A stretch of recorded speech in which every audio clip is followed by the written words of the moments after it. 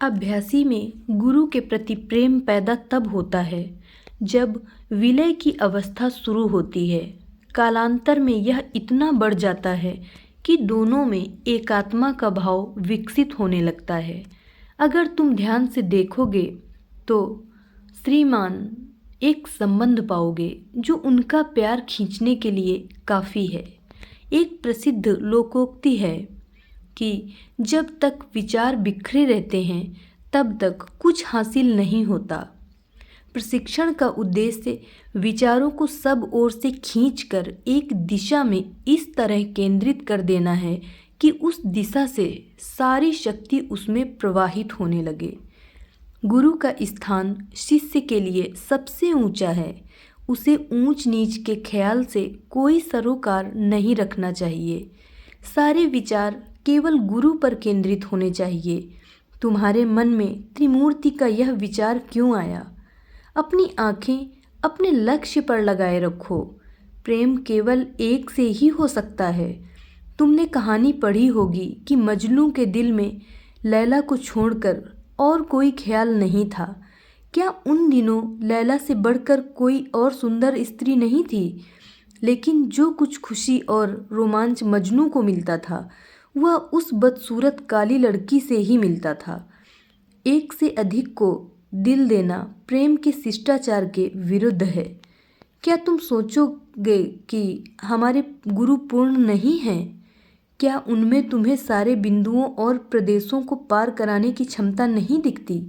हमारे मालिक के अतिरिक्त किसी और का विचार लाना तुम्हारे लिए अनुचित है। तुम जो कुछ अपेक्षा करते हो वह केवल उनसे ही करनी चाहिए। जो कुछ तुम्हें प्रदान किया जाता है केवल उनके माध्यम से ही होता है। शिष्य के लिए गुरु से बढ़कर और कोई दौलत नहीं है। यह मेरा अनुभव है।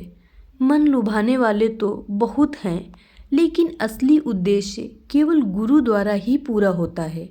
उसे सब कुछ मानो। मुझे और कुछ नहीं कहना है। मुझे खुशी होगी अगर तुम गुरु को प्रेम करने लगे। इसी में तुम्हें हर चीज़ मिल जाएगी। उनके जो भी आदेश हों उनका पालन करना तुम्हारा फर्ज है।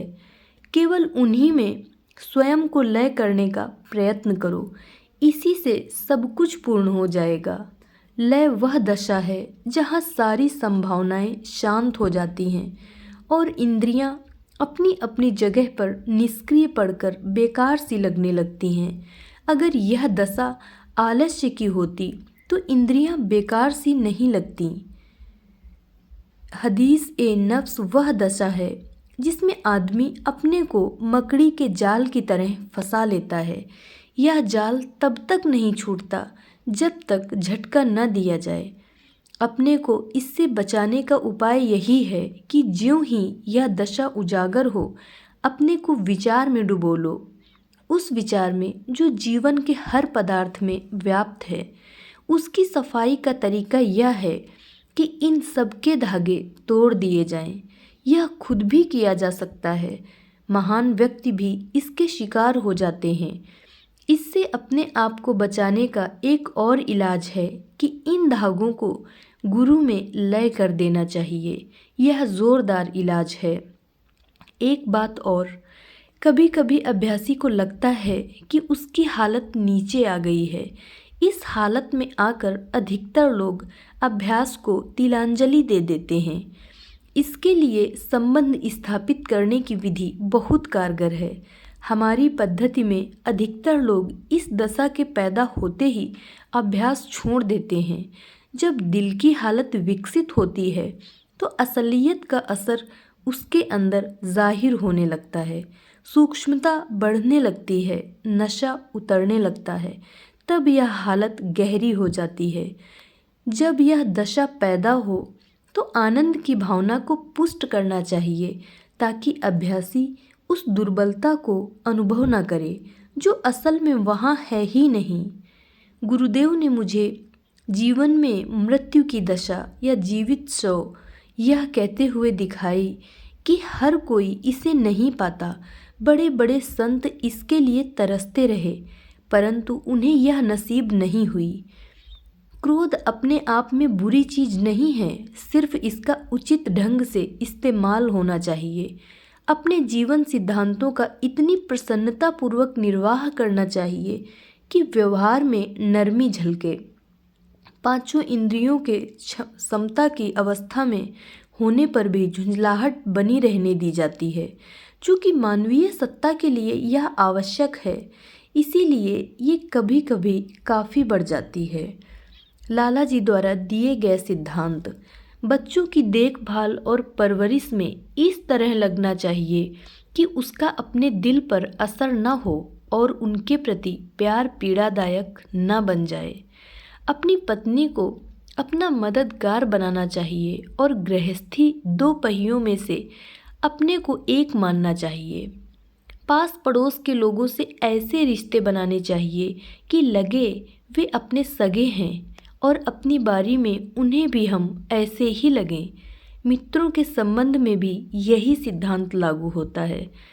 सगे संबंधियों से इस तरह के रिश्ते बनाने चाहिए कि लगे कि आंतरिक संबंध कटा है, परंतु उनकी खुशियों और गमों में शरीक होना चाहिए।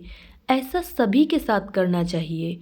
रुपए पैसे के लेन देन से बचना चाहिए।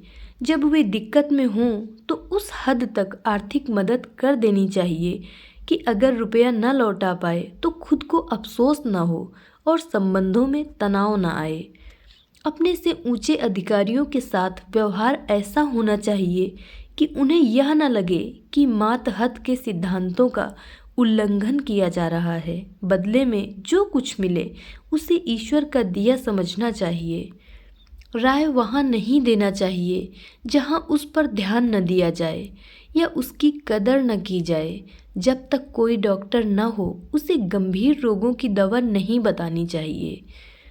सेवा केवल उसी हद तक स्वीकार करनी चाहिए जिसे वापस चुकता किया जा सके। परिस्थितियों की मजबूरी अलग बात है। अपने भेद किसी को नहीं बताने चाहिए। साथ ही इस बात का भी ध्यान रखना चाहिए कि किसी को यह न लगे कि उससे भेद छिपाया जा रहा है। सादा और निस्वार्थ जीवन व्यतीत करना चाहिए। यथासंभव चिंता से दूर रहना चाहिए। अगर किसी बात की चिंता हो भी जाए तो उसे ईश्वर का दिया मानकर कृतज्ञता के भाव में रहना चाहिए। खाने पीने में संयम बरतना चाहिए। भोजन की पवित्रता का ध्यान रखना चाहिए। गुरु को सब कुछ समर्पित कर देना चाहिए और गुरु की हर चीज़ पर अपना हक मानना चाहिए। सत्संगी भाइयों के साथ बर्ताव खुशगवार और उनकी तरक्की में मददगार होना चाहिए। सीधा विरोध बहुत बुरा है। अगर कोई इन उसूलों पर अमल करे तो उसका जीवन आदर्शनीय हो जाएगा और दुनिया कभी निराशापूर्ण जगह नहीं लगेगी।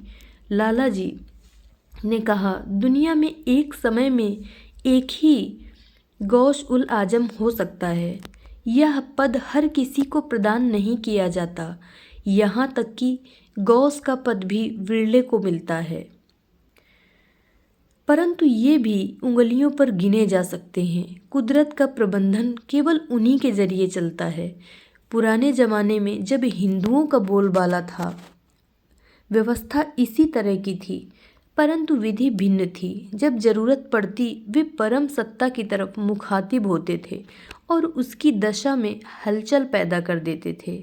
उन्हें पता रहता था कि किस खास मौके पर किस चीज़ की ज़रूरत है। उसी के मुताबिक वे कुदरत से मदद मांग लिया करते थे। शक्ति प्रायः सीधे ही काम करती थी। अधः पतन शुरू हो गया और वे शक्तियाँ गायब हो गईं। इसकी तुलना में सूफी मत दूसरे नंबर पर आता है। असली के अभाव में इसे स्वीकार कर लिया गया। अब कुदरत का रुख इसकी तरफ हो गया है। लाला जी बोले, मानवीय शिष्टाचार का तकाजा है कि आदमी अपने को भक्त माने और उसको भक्ति का पात्र। लोग इस बात को भूल जाते हैं और ईश्वर को अपने काम पूरे कराने का साधन भर समझते हैं। यही बात देवताओं और गुरुओं पर भी लागू होती है। लोग उनकी तस्वीरों पर फूल माला चढ़ाकर उनकी पूजा करते हैं। ऐसे लोग पशुओं की श्रेणी में आते हैं।